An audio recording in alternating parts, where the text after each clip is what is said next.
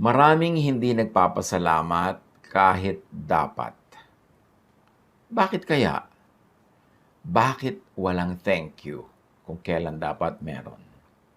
Pag sinuri-suri natin 'to mga kapatid, maiisip-isip natin na siguro maraming beses na walang thank you dahil feeling entitled yung tao na parang dapat lang, deserve ko 'to, right ko 'to, na dapat lang na gawin o ibigay mo 'yan sa akin. Deuteronomy 24:10-11. Kung kayo'y magpapautang sa inyong kapatid, huwag kayong papasok sa bahay niya para kunin ang kanyang sangla. Maghintay kayo sa labas upang doon tanggapin ang sangla na kusang ibibigay ng nangutang. So itong Jewish scriptures na to nagtuturo ng very high etiquette na kahit ikaw ay nagpapautang, huwag kang pumasok sa bahay ng nangungutang para kunin mo yung isinasangla niya. Huwag kang feeling entitled just because ikaw yung nagpapautang. At maraming mga tao, yan ang sense kung bakit hindi sila mapagpasalamat. They feel entitled. Parang karapatan nila, parang deserve nila yung pribilehiyo. Kaya hindi na tuloy mapagpasalamat. At ito yung pinag-uusapan natin dahil ang mga anak ng Diyos dapat mapagpasalamat. Marunong tumanaw ng utang na loob at marunong magsukli sa kagandahang loob na tinatanggap natin mula sa iba. Judges 8:33-35. Mula nang mamatay si Gideon, ang mga Israelita ay hindi na namuhay ng tapat sa Diyos. Sa halip, naglingkod sila sa mga Baal at ang kanilang kinikilalang Diyos ay si Baal Berit. Hindi na sila naglingkod sa Diyos nilang si Yahweh na nagligtas sa kanila sa mga kaaway na nagpalibot sa kanila. Hindi sila tumanaw ng utang na loob sa sambahayan ni Gideon sa lahat ng kabutihang ginawa nito para sa Israel. So yung kawalan ng pagtanaw ng utang na loob, sa lahat ng lahi, sa lahat ng panahon, mayroong ganyang sakit ang mga tao na dapat nating makita, makilala at bunutin mula sa ating kapaligiran. Number 16:3, 31 and 32. Hinarap nila sina Moises at Aaron at sinabi, sobra na yung ginagawa nyo. Lahat ng nasa kapulungang ito ay nakalaan kay Yahweh at siya ay nasa kalagitnaan natin. Bakit itinataas niyo ang inyong sarili? Higit pa sa kapulungang ito. Yan ang reklamo ng mga taong sobrang mareklamo sa leadership ni Moses. Hindi pa halos natatapos sa pagsasalita si Moses ay bumuka na ang lupa at nilulun ng buhay sina Korah, pati ang kanilang mga pamilya at mga ari-arian. So itong pamilya na to ng mga mareklamo, napaka-insubordinate, hindi sila nagsasubmit kay Moses, lumalaban pa nga't nanunuwag, wala silang utang na loob samantalang napakalaki ng ginawa sa kanila ni Moses, kinain sila ng buhay ng lupa. Nakikita natin na ayaw ng Diyos ng ganyang ugali na hindi ka marunong mag-submit sa authority, na hindi ka marunong tumanaw ng utang na loob, at gusto mo ipantay ang sarili mo sa mga hinirang ng Diyos na manguna. Wala silang thank you kay Moses, kinain sila ng lupa. At siguro hindi rin nag-thank you sa kanila ang lupa. Bakit walang thank you madalas sa buhay? Dahil nagbabayad naman o nagbayad naman. Yan ang asal ng mga dumadaan sa pinto ng mga business establishments. Yung masakit sa dibdib tingnan, yung may mga gwardiya, good morning ma'am, good morning sir. Kaya kahit na nga ikaw ay nag-iisa, good morning sir ma'am, napapatingin ka tuloy kung ikaw ba si sir o ikaw si ma'am. But nevertheless, mag-good morning ka rin. Pero yung ang daming dumadaan, hindi sila nagre-return ng greeting. Iniisip nila siguro, pinapasweldo ka naman ng mall. Ako naman at ang aking katulad ng mga kliyente ay nagpapabigay ng income sa mall na ito. So, bakit pa ako sasagot ng good morning? Yung mga sinisilbihan sa mga stores, sa mga restaurants, hindi wala magpasalamat dahil iniisip, bayad naman yung waiter, bayad naman yung sales lady. Walang thank you, walang good morning. Madalas mong makikita yan sa kapaligiran. Para walang mga nakita, yung may nagbukas ng pinto para sa kanila, parang invisible yung nagbukas, hindi mo lang tingnan o medyo bigyan ng konting greeting o ngitian. Yung iba naman, kaya hindi nagpapasalamat, nagpapasweldo naman. Yan ang kanilang iniisip. Pinapasweldo naman kita, ba't pa kita pasasalamatan? Customer naman ako. May kapalit naman. Ang ginagawa mong serbisyo, binabayaran kita. At kung minsan, kahit na sa mga churches, kahit sa mga religious and spiritual communities, hindi man lang marunong mag-thank you, hindi man lang marunong magbigay ng regalo o love gift, yung isang oras mong kinounsel. Yung bang kakausapin mo, papakinggan mo lahat ng problema niya, lahat ng bigat sa kanyang dibdib, ililipat sa'yo, ipananalangin mo, at ilang beses pa yan, hindi lang isang session, meron pa mga hating gabi, tatawagan ka, tapos wala man lang thank you. Napakaraming mga counselors, mga pastors, may mga dinadalang ganung uri ng pagtataka kung bakit yung mga tao hindi man lang marunong magpasalamat. Ano iniisip nila? Dahil nagdo-donate sila sa church, nag-o-offering sila, so hindi na nila kailangan magpasalamat pa. Kahit sa mga personal na mga services na binibigay sa kanila ng mga lingkod, mapaka talamak ng ganyang uri ng ugali at hindi yan bagay sa mga nagsasabing sila ay mga mananampalataya, sila ay mga anak ng Diyos at lalo na sa mga sila ay sumusunod kay Jesus. Colossians 3:17, at anuman ang inyong sasabihin o gagawin, gawin ninyong lahat sa pangalan ng Panginoong Jesus at sa pamamagitan niya ay magpasalamat kayo sa Ama, sa Diyos Ama. Paano nagpapasalamat sa Diyos Ama? Yung salitang salamat po Ama, pero more than that, more than words, yung matulungin ka, mapagpasalamat ka, kumikilala ka ng utang na loob sa mga instruments ng Diyos, yung ikaw ay expressive sa iyong pasalamat, pasalamat mo rin yun sa Ama. Kasi ang lahat ay kasangkapan ng Diyos to bless us. So, hindi lang tayo directly by words na nagpapasalamat sa Diyos, bagamat that is so meaningful, pero kung talaga nagpapasalamat ka doon sa may sugo, abay di magpasalamat ka rin sa isinugo. Kasi yung kindness mo doon sa sugo, pagtanaw mo rin yun sa nagpadala sa kanya. Kaya nung araw, pag may mga gera, yung isang kampo magpapadala ng embassy. May dala pang bandera, may dala pang balita sa kabila. Pero kung talagang yung kabila gusto nila ng gera, papatayin nila yung mga sugo na yun. Hindi nila igagalang. Kasi ang pag-disrespect mo doon sa sugo, pag-disrespect mo sa nagsugo. So kung tayo ay rumerespeto sa Diyos, tumatanaw ng utang na loob sa Diyos, nagpapasalamat sa Diyos, ihayag din natin yan sa ating pakikitungo dun sa kanyang sugo, sa kanyang mga instrumento, mga singers, mga nanangunguna sa panalangin, mga nag-organize ng mga activities, at ngayon yung mga gumagawa halimbawa ng mga electronic activities para magkita-kita, magka-dalanginan, maka-worship together yung mga tao kahit through the technologies, di dapat marunong din tayo mag-express ng thanksgiving sa mga technician, sa mga kung sino-sino pang involved kung para makita natin sa mga bahay natin at sa mga cellphone natin yung mga programa na ating dinadaluhan. Dapat thank God. And thank God by thanking, appreciating, and paying God's instruments or God's instrument. At yan ay ang ating pagsusukli sa pamamagitan ng salita, ng manners, ng courtesy, and even material gifts. Mahalaga yan kasi kung minsan yung mga naglilingkod sa atin nagkakaroon ng doubt. May saysay ba ako? May talab ba ang aking ministry? Meron bang magandang effect? Kasi bakit parang wala akong nakikitang appreciation?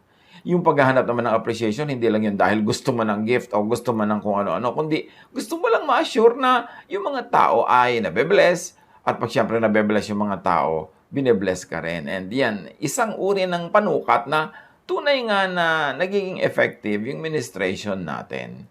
Hindi lang yan sa mga manggagawa sa church, pati sa mga doktor, pati sa mga street sweepers, pati sa mga janitors.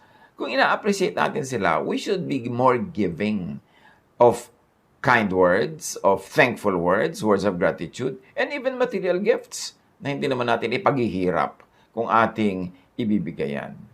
So bakit walang thank you? Madalas dahil sa nakulangan pa. Yung parang nakulangan pa. Tulad ng nangyayari sa maraming lugar. Binibigyan na tayo ng ayuda ng gobyerno, binibigyan na ng tulong. Aba, bitin pa yung iba, kukulangan pa, nagagalit pa. Samantalang kahit naman wala pa nung quarantine at walang lockdown, wala na rin trabaho yung iba. Para namang nagkaroon ng pagbabago na wala sila ng trabaho. At usually, yun ang mareklamo. Yung mga wala ng trabaho noon, nakakala mo na wala ng trabaho, dati namang wala na. Magpasalamat tayo kasi limited ang resources ng lipunan natin. Naturally, alam naman natin na hindi laging perfect yung way of distribution. Nagkakaroon ng mga imperfections yung paraan. Pero ang ating appreciaten yung intention. The intention of those who make the decisions. Yung implementation, yung mga kakulangan yan, siyempre dapat improvein yan. Pero huwag nating isisiyan doon sa mga top leaders lagi dahil ang layo-layo na sa chain of command kumisan yung mga nangyayaring mga imperfections. But hindi lang yan sa ganyan, kahit sa pamilya. Yung pinag-aral na yung anak, wala pa rin utang na loob sa magulang dahil hindi doon sa gusto niyang school nag-aral, dahil kulang ang allowance niya. Samantalang hirap na nga yung pamilya. Sa mga kumpanya na hindi na-appreciate ng mga empleyado yung pagsisikap ng kumpanya na mapasweldo sila on time kahit pag kuminsan walang increase. Sometimes makapagpasweldo ka lang talagang napakalaking achievement na lalo sa ganitong mga panahon.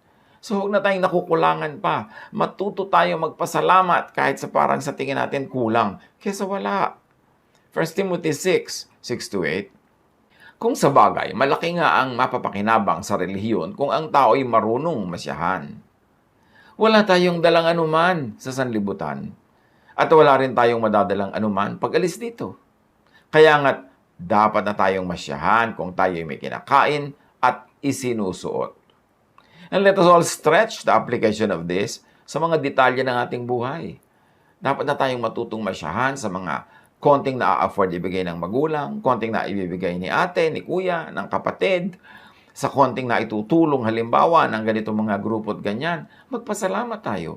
Magtuto tayong maging appreciative, hindi mareklamo. Bakit walang thank you madalas? Dahil nagmamadali, busy, hindi na makapag-thank you. Merong mga ganyang mga anak, may ganyang mga kapatid, may ganyang mga tinutulungan mo. Busy sa wala namang achievement, pero busy. Tapos hindi malang makapagpasalamat. Si Jesus, meron siyang pinagaling na 10 ketongin. Sabi niya, sige na, magpunta na kayo, magbalik ka na kayo, magpunta kayo doon at para magawa niyo ang gagawin niyo. And on the way, naggalingan sila lahat. Isa lang ang bumalik kay Jesus para magpasalamat. Luke 17:17-19. Hindi ba't 10 ang aking pinagaling at nilinis? Tanong ni Jesus. Nasaan ang 9? Wala bang nagbalik upang magpuri sa Diyos, kundi ang dayuhang ito? So yung 9 na Hudyo, hindi bumalik. Ang bumalik pa yung Gentile. Sinabi ni Jesus sa kanya, tumayo ka na at umuwi. So apparently, lumuhod pa. Pinagaling ka ng iyong pananampalataya. So naghahanap din si Jesus ng magpapasalamat. Marunong din siya magbilang. Bilang na bilang niya, 10 yung tinulungan niya, tapos isa lang yung bumalik para magpasalamat. Sabi niya, di ba't 10 ang pinagaling ko? Ba't isa lang bumalik? Foreigner pa. Yung mga Hudyo, ba't hindi sila bumalik? Feeling entitled. Anak kasi sila ni Abraham, apo ni Abraham, parang dapat lang gawan kami ng himala. Pero hinahanap ni Jesus ang pag-express ng thanksgiving. Kahit sa Hudyo o sa hindi Hudyo. 1 Thessalonians 5:18. At magpasalamat kayo sa Diyos sa lahat ng pagkakataon, sapagkat ito ang kalooban ng Diyos para sa inyo, sa inyong pakikipag-isa kay Kristo Jesus. So sa lahat daw ng pagkakataon, magpasalamat. Kung nasyahan, hindi nasyahan, kulang, kahit wala, pasalamat pa rin. Kasi buhay ka pa nga, edi salamat. Bakit walang thank you madalas? Dahil mangmang? Dahil hanggang doon lang ang abot ng karunungan? Ezekiel 28:6-7. Kaya naman ito ang pinapasabi ng Diyos sa si Yahweh. Pagkat pilit mong ipinapantay sa Diyos ang iyong sarili, ipalulusob kita sa pinakamalupit na kaaway sa daigdig. Wawasakin nila ang lahat ng ari-arian mo na pawang kinamtan sa tusong pamamaraan. So dahil daw ipinapantay sa Diyos ang sarili, at maraming tao hindi thankful dahil ganun. Dahil they think they deserve more. They deserve better. Parang Diyos-Diyosan na rin sila.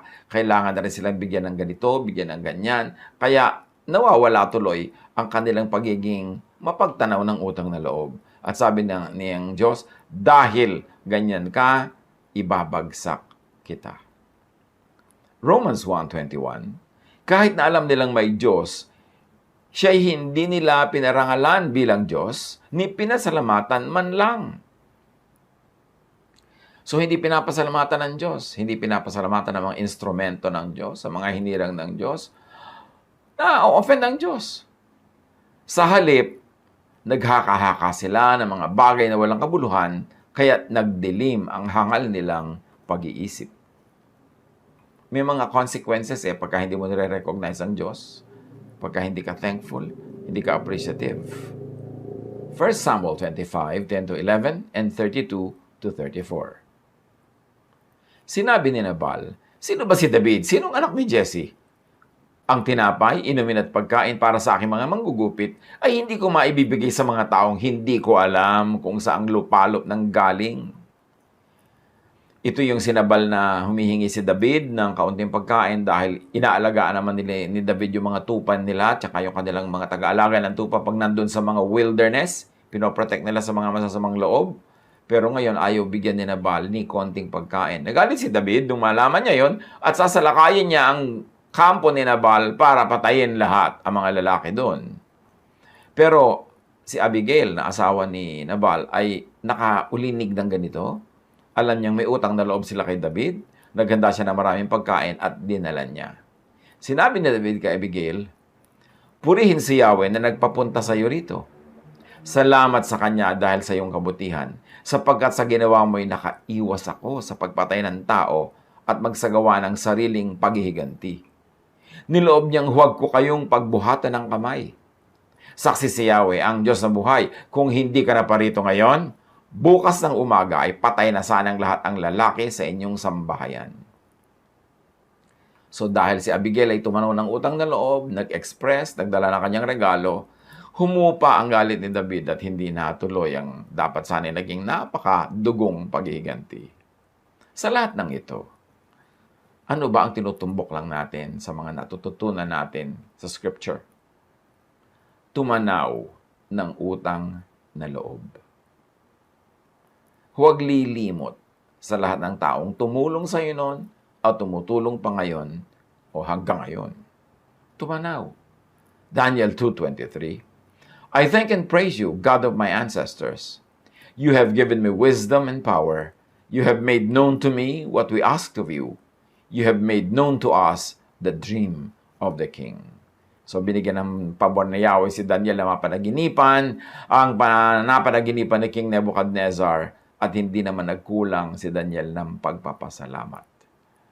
Hebrews 13:15-16. Kaya't lagi tayo maghalay ng papuri bilang handog sa Diyos sa pamamagitan ni Jesus. Papuring nagpapahayag ng ating pagkilala sa Kanyang pangalan. At huwag nating kaligtaan ang paggawa ng mabuti at ang pagtulong sa kapwa, sapagkat iyan ang alay na kinalulugdan ng Diyos. Pwede tayong magpasalamat sa Diyos sa pamamagitan ng salita, pero ang talagang kinalulugdan niya yung gawa. At ano yon? Yung pagtanaw ng utang na loob sa Diyos sa pamamagitan ng paggawa ng mabuti sa kapwa-tao. Sa pagbabalik ng sukli sa mga instrumento ng Diyos na ginagamit para tayo ma-bless, or sa pagbibigay sa mga taong hindi tayo natulungan o na-bless dahil sa kanila, pero tayo yung giver, at yan ay gustong-gusto rin ng Diyos. Yung tinutulungan natin yung mga kapuspalad, yung walang kakayahang magsukli ng ating mga ibinibigay, yan ang tunay na pinapahalagahan ng Diyos. 2 Chronicles 24:21-25. Ngunit nagsabwatan ang mga tao laban sa kanya, at sa utos ng hari, binato nila si Zacarias hanggang mamatay. Naganap ito sa bulwagan ng templo ni Yahweh. Kinalimutan ni Haring Joas ang kagandahang loob sa kanya ni Joaida na ama ni Zacarias. Bago namatay si Zacarias, ganito ang kanyang sinabi, "Makita sana ni Yahweh ang ginagawa niyong ito at parusahan niya kayo." Imagine, Zacarias said that dahil siya ay pinapatay ng mga taong walang utang na loob.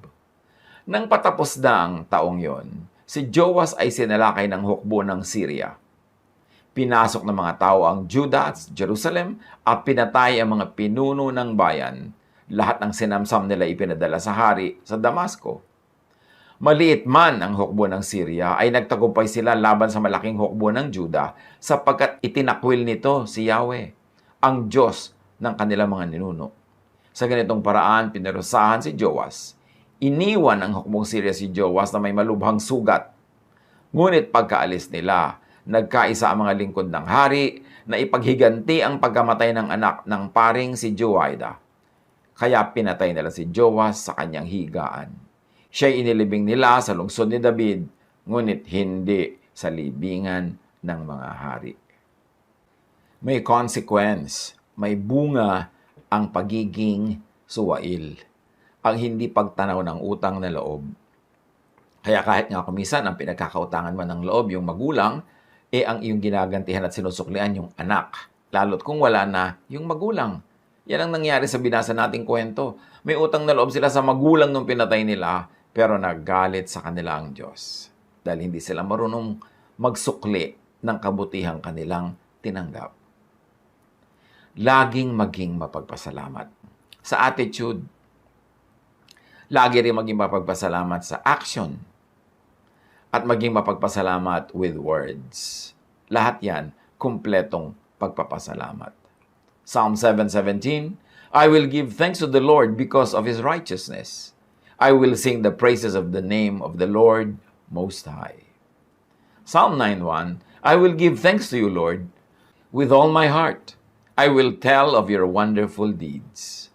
So kahit sa body language, maging mapagpasalamat din tayo sa ating mga gesture, kilos, gawa, sa ating mga pinagagagawa towards others. Pakikitungo, pakikipagmabutihan sa ating kapwa, pasalamat din yan. Psalm 95:1-3, Come, let us sing for joy to the Lord, and let us shout aloud to the rock of our salvation.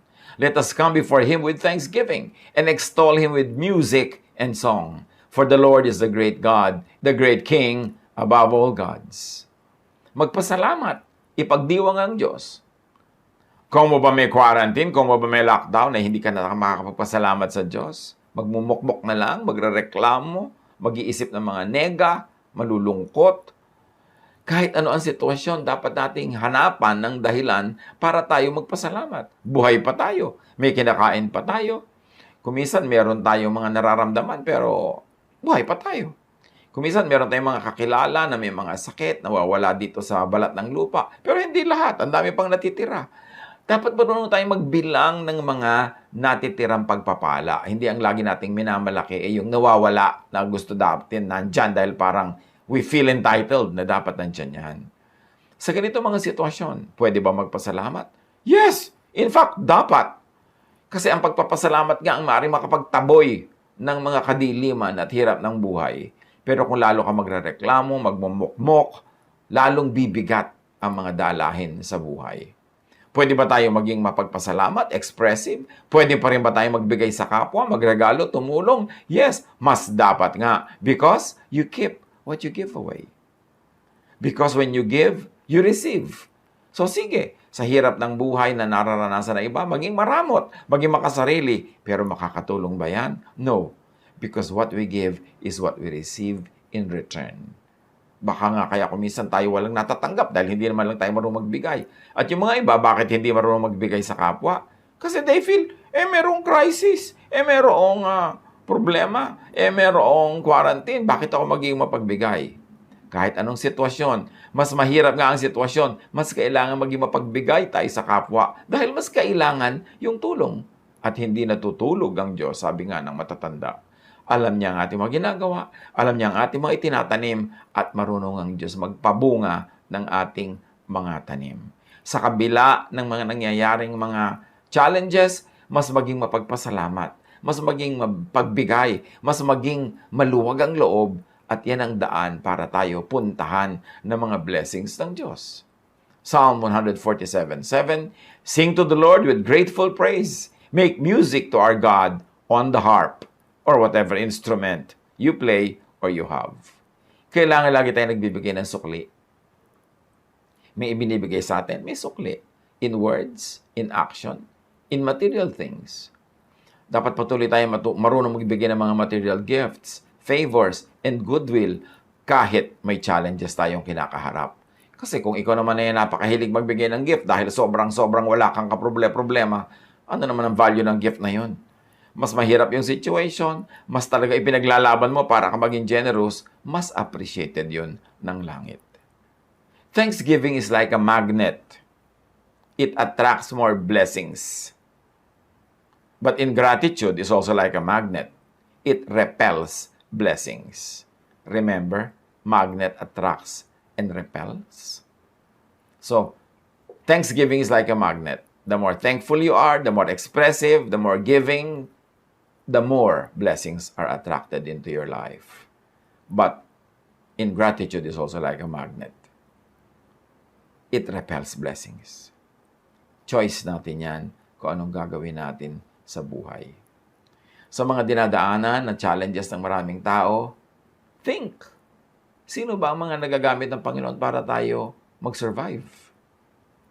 Institutions, social groups, government, relatives, friends, neighbors, individuals, churches, church members, church workers. Nagpapasalamat ba naman tayo? In words, in action, and even in material expression of our emotional thanksgiving. Kung anong meron tayo, sabi nga ni Karl Marx, from each according to ability, to each according to need. So ano ba yung ability natin? Ano yung need ng ating kapwa? Tumbasan natin kasi ganun ang kagustuhan ng Panginoon.